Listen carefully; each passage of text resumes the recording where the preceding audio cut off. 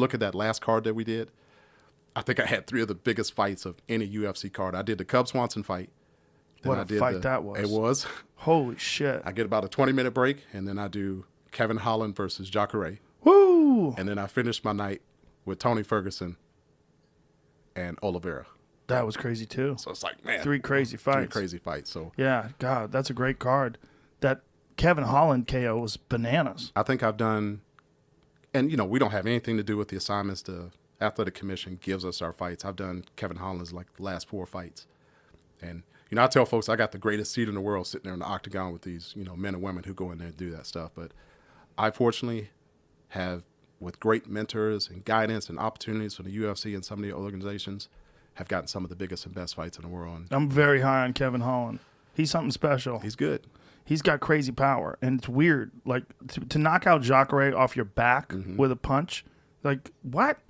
And we sit there and, you know, you look at both fighters and see what's happening. And I go, it went down to the ground, and you have to know your fighters to know where their expertise is going to happen. Well, he's a Travis Luter trained jiu-jitsu practitioner. And Travis Luter, one of the best American jiu-jitsu practitioners really ever.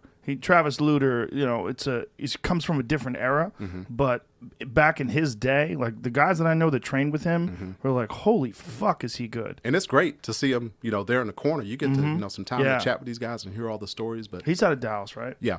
When that fight happened, Fort Worth?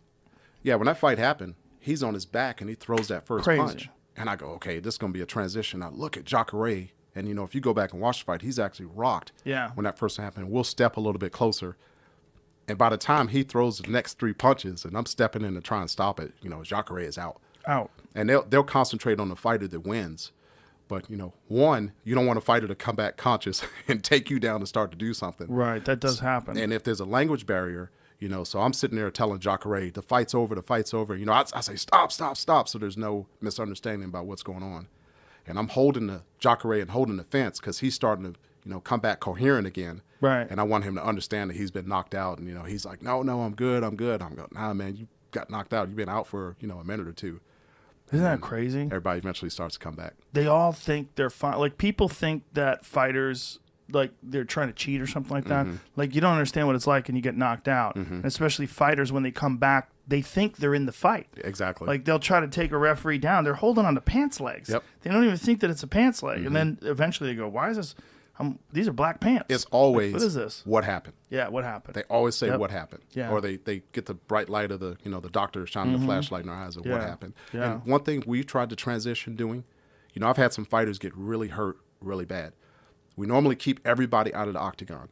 But one thing we're doing is we're allowing a coach to come in with the doctor, with the inspectors, with myself, and give them a familiar voice. You know, you get knocked out, you come back, and here's Mark telling you, no, the fight's over. You may not recognize. But if your coach is there in the corner saying, hey, such and such, you got knocked out, calm down, it's fine, this is coach such and such, I'm here. We're finding that's calming the fighter down just a little bit. Obviously, medical protocols and safety, we got to do all that. But I like doing that. I like asking one of the coaches to come in, stand off to my side, and kind of give them a familiar voice.